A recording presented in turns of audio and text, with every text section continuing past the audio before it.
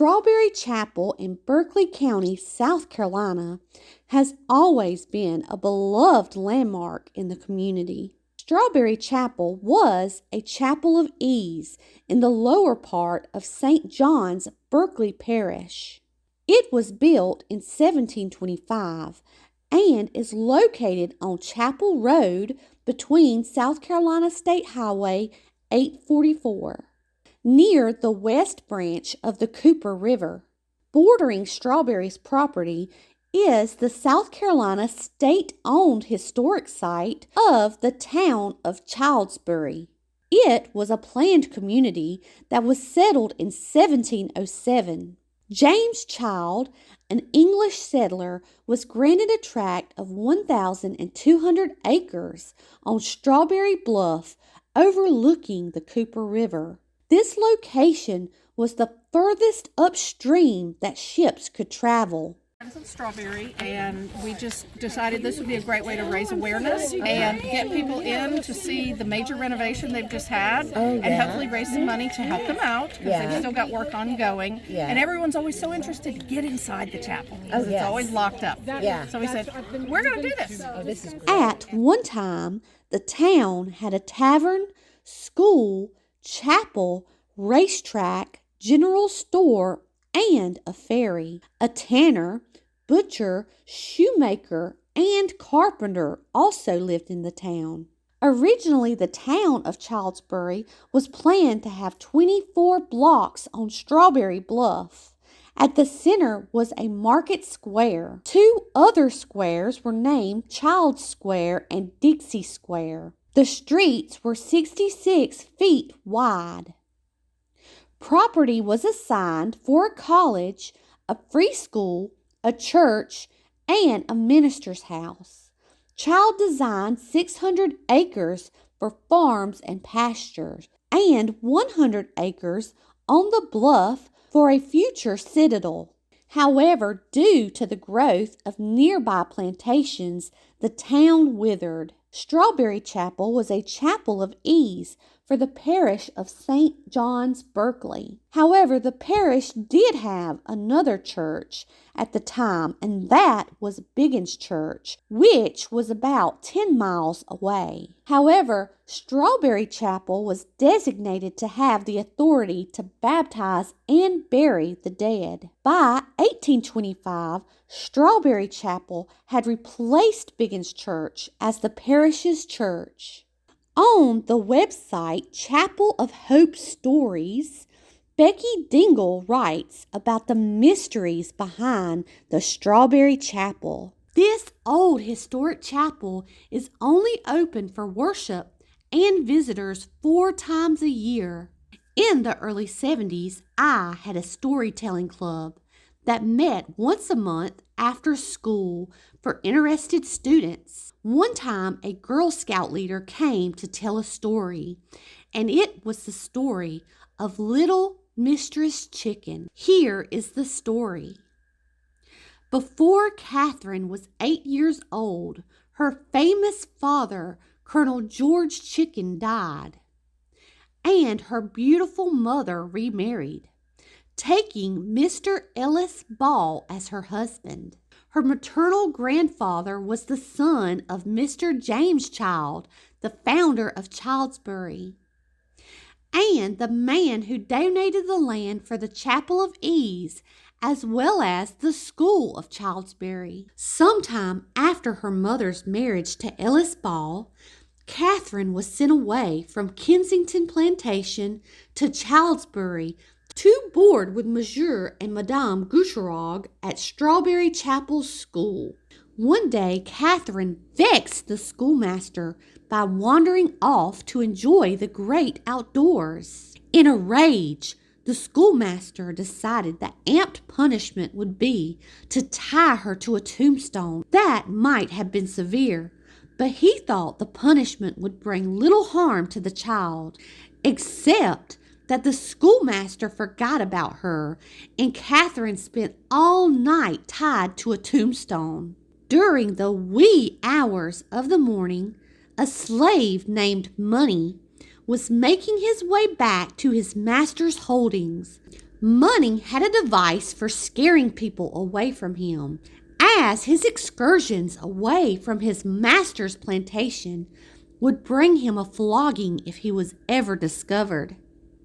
Money would take a gourd or a pumpkin and carve it out, cutting 2 eyes, a nose, and a mouth. He would then set a candle within it, and when traveling, if he heard someone approaching, he would light the candle. This would produce an eerie sight, causing most travelers to run from him.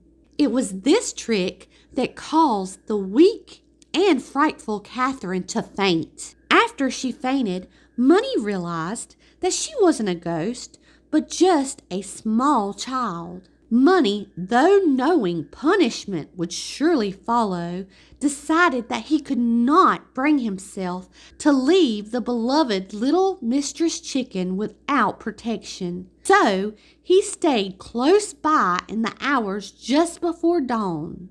As the sun rose on Childsbury, it also dawned on the actions of the schoolmaster. He was then relieved of his position immediately and was literally drummed out of town by a group of people, including drummer boys of the local militia. Catherine survived the evening and went on to marry Benjamin Simmons. However, a twisted paralysis set in on her young face from the physical and emotional trials of that night. Once a happy child, Catherine lived to 80 years of age, but fought depression for the rest of her life, rarely smiling from the effects of the stroke.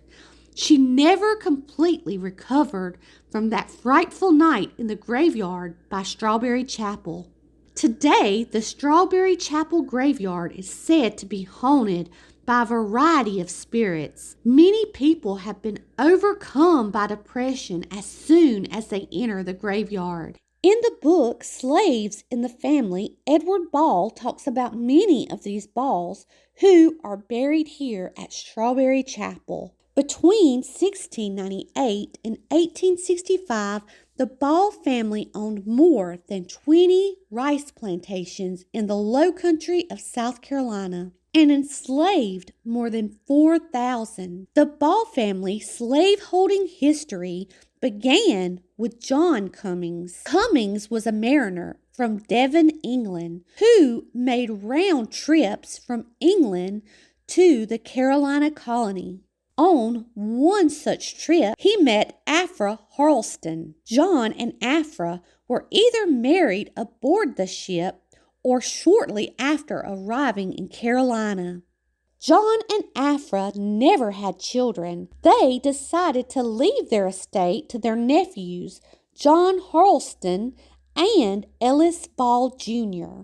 At just the age of 22, Ellis and his cousin John Harleston divided the land property and the enslaved people between them, after which John changed the name of his plantation to Hyde Plantation. Eventually, Ellis married Elizabeth Harleston, but after she passed away, he remarried Mary Delmar. During Ellis's life, he had at least 6 children.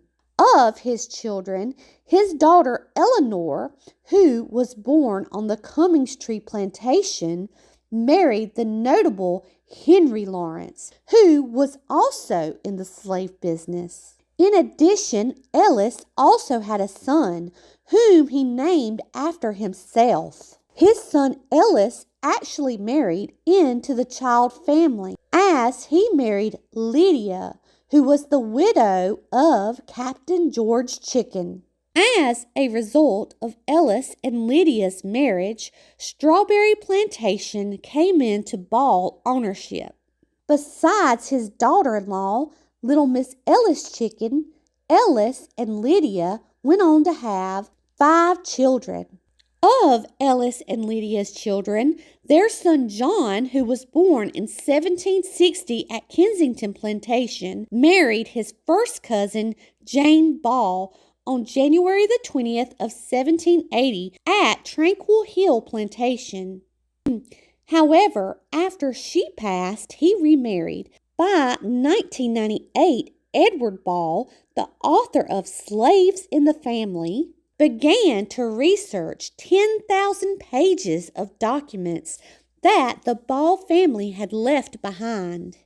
In this book, Edward talks about several subjects, including what caused the price of slaves to vary.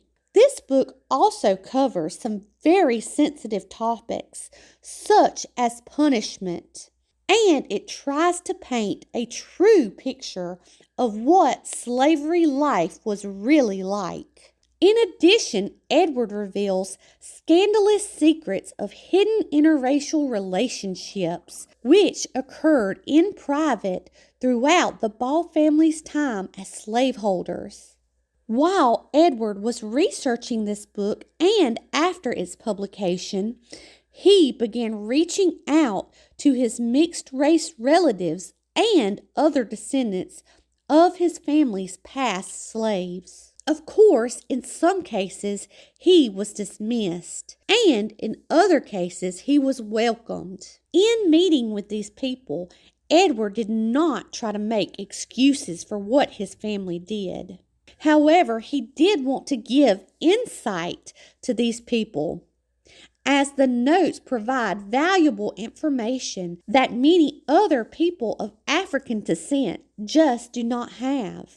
After finally having his book published, Edward Ball wrote that the book was not to stir up racism or hate, but that he felt compelled on shedding light on the truth and hoped that by doing so, it would help us reflect on the past and our shared history. In a 2013 article on the website Colonial Quills, providing a place of worship to planters and tradesmen downriver from St. John's Biggins Church, where they were required to attend service on high holy days. With the trees cleared, Strawberry Chapel would have overlooked the west branch of the Cooper River, but now stands nestled among oats, hidden from the river by thick brush. A placard states that, among other things, an open-air market and horse races were once held here back in the day. The town served as an important point of contact between native people and European settlers. A ferry docked at Strawberry Landing on the Cooper River and connected Charlesbury with Charleston. The churchyard is graced by crepe myrtles, camellias, and several sprawling live oaks draped in Spanish moss. During the church's operation, the land and the building, which was originally part of the Claremont Plantation, came into the ownership of Mepkin Abbey. During our first visit to Strawberry Chapel in 2006, I was shocked to see so many signs of vandalism. Over the years, I've noticed the addition of floodlights and surveillance cameras to the churchyard because of the worsening vandalism. Most informational sites online now state that the chapel and churchyard are private property and trespassing will not be tolerated.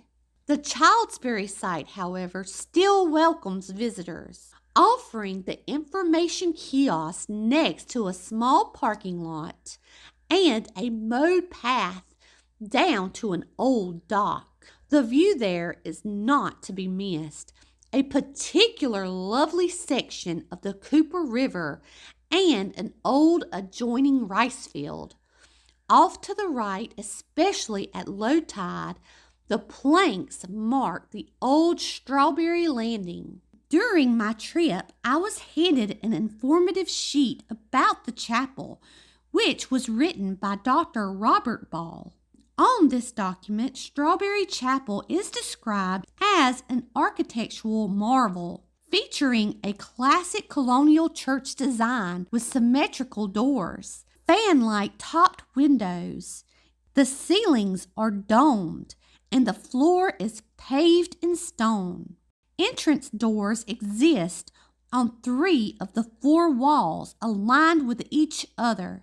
This was done for proper ventilation in the low country heat and humidity. Inscribed on the altar wall under a circular window above the pulpit are the words, "Glory to God in the highest." The receiving vault was used to temporarily store bodies before burial, and was built in 1750 by the first Edward Harleston of Fish Pond Plantation. An anteroom was added to the northwest of the chapel in the early 1800s. In the 1850s, a balcony was built at the rear of the chapel, though it collapsed during the 1886 Charleston earthquake and was donated to Trevaux Methodist Church. The chapel held historic silver, including the Miles Brewston chalice and paten. This silver was buried at Cummingtree Plantation during the Civil War, and the location was forgotten until it was rediscovered in the 1940s under a barn. The silver is now permanently on loan to the Charleston Museum. Over the years, the chapel and the grounds have suffered from severe vandalism.